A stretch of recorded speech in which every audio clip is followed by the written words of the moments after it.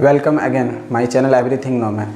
जैसा कि पिछले वीडियो में 2 वीडियो बनाए, पार्ट 1 पार्ट 2 करके वर्क एंड एनर्जी। अब एमसीक्यू कुछ क्वेश्चन उस पर प्रैक्टिस कर लेते हैं, कितना आप थ्योरिटी पढ़ें और कितना आप एमसीक्यू सॉल्व कर पा रहे हैं। थ्योरिटिकल आप लोग देख लिए थे, अब एक एक करके एमसीक्यू सॉल्व करते हैं। कुछ एमसीक्यू है 5 या 10 एमसीक्यू, उसको देख लेते हैं। यहाँ पर कुछ पुराना कंसेप्ट को भी रिवाइज कर लेंगे और टू द पॉइंट भी चलेंगे, ठीक है। तो पहला क्वेश्चन है कि unit of work is joule, तो the other physical quantity that है सेम यूनिट। अगर वर्क का यूनिट जूल है तो दूसरा इसमें कौन सा फिजिकल क्वांटिटी है जिसका यूनिट जूल होगा। तो हम बताए थे कि एनर्जी और वर्क का दोनों का यूनिट क्या होता है, जूल होता है। बोले तो जे, तो एनर्जी। चलिए ऑप्शन इसमें नंबर सी सही है। दूसरा बोला कि the spring will have maximum potential energy. एक स्प्रिंग है, उसका मैक्सिमम पोटेंशियल एनर्जी कब होगा। तो स्प्रिंग का मैक्सिमम पोटेंशियल एनर्जी कब होगा। जैसे एक स्प्रिंग है,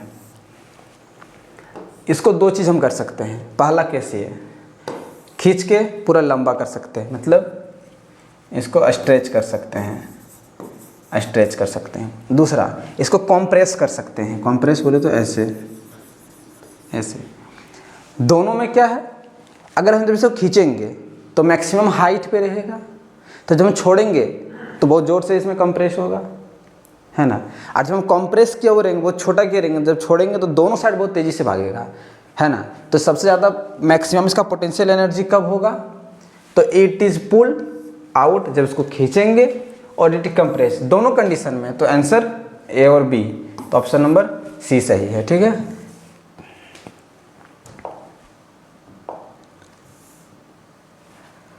अब नेक्स्ट, ये स्लाइड नहीं हो रहा है, क्यों नहीं हो रहा है, तो ये स्लाइड होगा।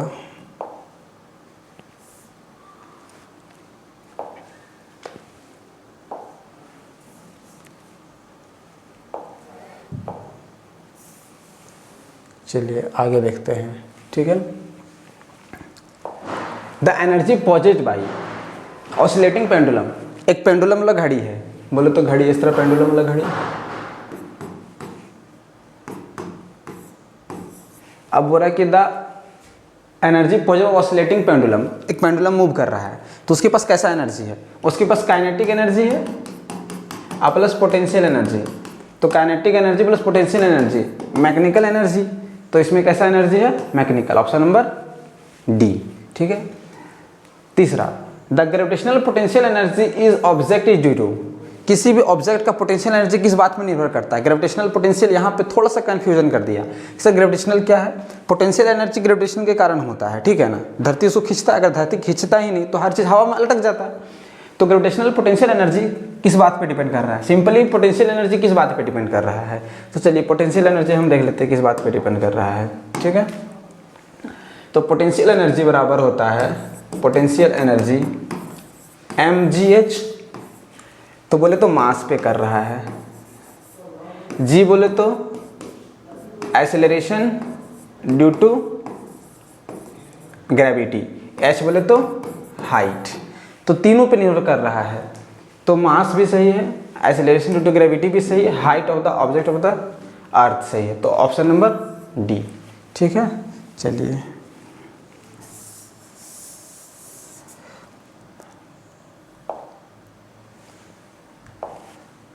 अब आगे हम चलते हैं। स्लाइड, क्वेश्चन नंबर 5, ठीक है। A ball is dropped from the height of 10 metre, ठीक है ना। एक गेंद है, तो जमीन मान लेते हैं यहाँ से है, तो ये हाइट 10 मीटर है, ठीक है ना, 10 मीटर। तो बोल रहा है कि क्या होगा इस केस में, its potential energy increase and kinetic energy decrease due to falling. तो जब भी कोई चीज़ गिरता है तो काइनेटिक एनर्जी उसका बढ़ता है, लेकिन पोटेंशियल एनर्जी कम होता है। ऐसा क्यों, क्योंकि हाइट उसका कम होता है, ज़मीन में सटते जाएगा तो हाइट कम हो जाएगा। जैसे जैसे हाइट कम होगा तो पोटेंशियल एनर्जी बराबर होता है mgh। तो जैसे जैसे हाइट कम होगा, हाइट कम हो जाएगा, मान लीजिए हाइट एक बार 0 कर देंगे, पोटेंशियल एनर्जी 0 हो जाएगा, है ना। लेकिन उसमें काइनेटिक एनर्जी बहुत मैक्सिमम रहेगा, ठीक है ना। तो ये फर्स्ट वाला तो ऑप्शन नहीं लगता कि सही है। दूसरा बोल रहा है its potential energy is equal to kinetic energy during falls, ये भी गलत है। The potential energy decrease, potential energy घटेगा and kinetic energy increase due to falling, during falling. तो ऑप्शन नंबर सी ए सही है। चलिए आगे देखते हैं। If the velocity of a body is double its kinetic energy, ठीक है, बोला अगर वेलोसिटी को डबल कर देंगे तो काइनेटिक एनर्जी क्या होगा। तो देखिए काइनेटिक एनर्जी कैसे हम निकालेंगे, ठीक है ना। तो kinetic energy half M V square, ठीक है ना। वेलोसिटी को डबल कर देंगे, ठीक है ना। क्या हो रहा है, वेलोसिटी को डबल, तो हम मान लेते हैं मास 2 kg, वेलोसिटी मान लेते हैं 4 kg, निकाल के दिखा रहे हैं। 2 4 चक 16, ठीक है। अब हम इसको क्या करें, वेलोसिटी को डबल कर दे रहे हैं, डबल, ठीक है ना, डबल, तो बोले तो 8 कर दिए, ठीक है। अब हम काइनेटिक एनर्जी निकाल रहे हैं, मास सेम रखेंगे, 8 रखेंगे, ठीक है ना, और 8 गुना 8 और स्क्वायर करके यहाँ 4 का लिख दिए थे 16, यहाँ पे 8 का 8 लिख दिए, 2 2 8 8 64। तो अब आया 64, पहले आया था 16, तो 16 कितना मल्टीपल है, 4 मल्टीपल्स। वेलोसिटी को डबल करने के बाद काइनेटिक एनर्जी 4 गुना हो जाता है। एक क्वेश्चन एग्जाम में अक्सर आता है क्योंकि वेलोसिटी स्क्वायर में है, तो 4 गुना आंसर है बिकम्स 4 टाइम्स, ठीक है। चलिए अब एक क्वेश्चन है कि हाउ मच टाइम्स, ठीक है,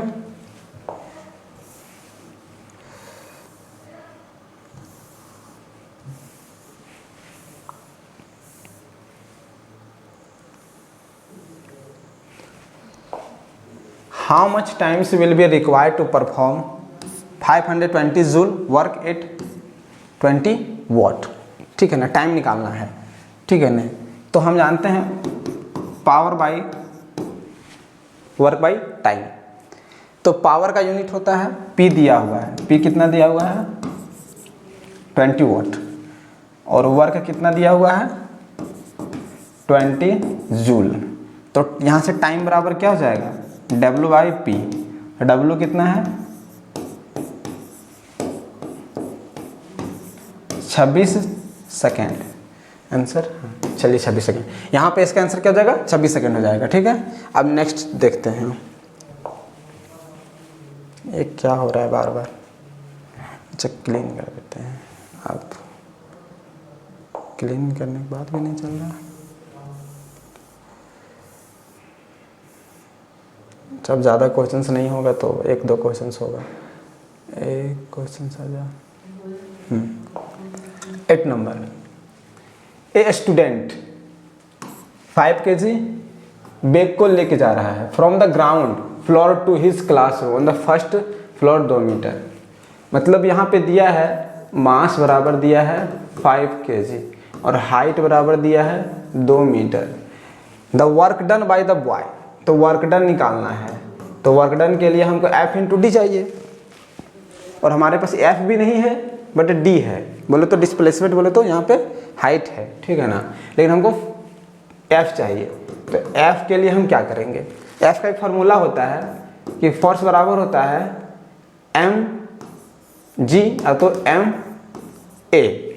ठीक है ना। अगर फोर्स वो लगा रहा है बैग को लेके जब जा रहे हैं, ध्यान सुनिएगा, जब हम बैग को ऊपर लेके छत पे जा रहे हैं, ठीक है ना, तो धरती हमको खींच रहा है, मतलब लोड दे रहा है पीछे से बैग, मतलब जी काम कर रहा है, ठीक है ना। तो क्या काम कर रहा है, जी काम कर रहा है, ठीक है ना।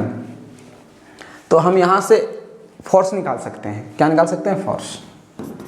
फोर्स कितना है, मास दिया हुआ 5 kg और एक्सीलरेशन ड्यू टू ग्रेविटी को हम अगर 10 मान लेते हैं तो कितना हो जाएगा 50 न्यूटन फोर्स।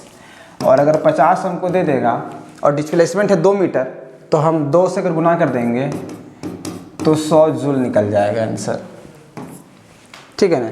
सर आप यहाँ पे 10 क्यों लिए, हाँ 9 भी ले सकते हैं, तो अप्रोक्सीमेट 98 पॉइंट समथिंग कुछ आएगा, तो हम 10 ले लिए, आसान कर दिए गुना करने के लिए, ठीक है ना। चलिए the work done is 0, work done क्या बोल रहा है, 0 है, मतलब यहाँ पे work done equal to force into displacement, मतलब 0।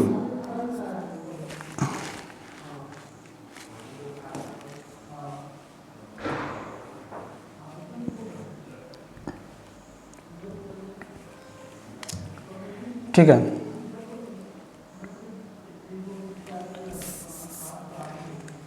अगर वर्क डन बराबर 0 है तो एफ या तो 0 होगा या तो डी 0 होगा, दो केस में 0 हो सकता है। तो पहला पढ़ते हैं, the boy show displacement in the opposite direction of the force applied, ये नहीं होगा, ठीक है ना।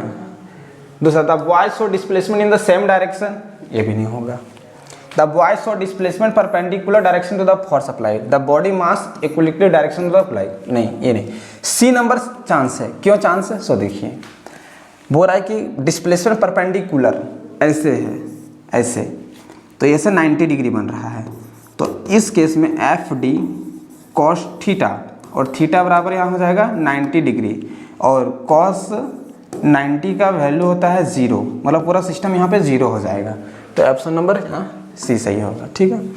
1 unit is electrical, 1 unit of electrical energy is equal to, अभी हम कुछ देर पहले बताए थे 1 यूनिट ऑफ इलेक्ट्रिकल एनर्जी बराबर क्या होता है, 3.6 × 10⁻6 जूल, ठीक है यहाँ पे 3 × 10⁻6 जूल, 3 × 10⁻, इसको थोड़ा सा टाइपिंग मिस्टेक है, ऐसे लिखा हुआ है, ठीक है। ऑप्शन नंबर बी, ठीक है। चलिए यहाँ तक कुछ एमसीक्यू था, हम इसको रिवाइज करवा दिए, और बहुत सारा एमसीक्यू है तो देखेंगे तो नेक्स्ट स्लाइड में या तो नेक्स्ट वीडियो में हम एमसीक्यू ले आएंगे, ठीक है। तब तक के लिए आप लोग इसको रिवाइज कीजिएगा और पुराना वीडियो देख लीजिएगा, ठीक है। Take care.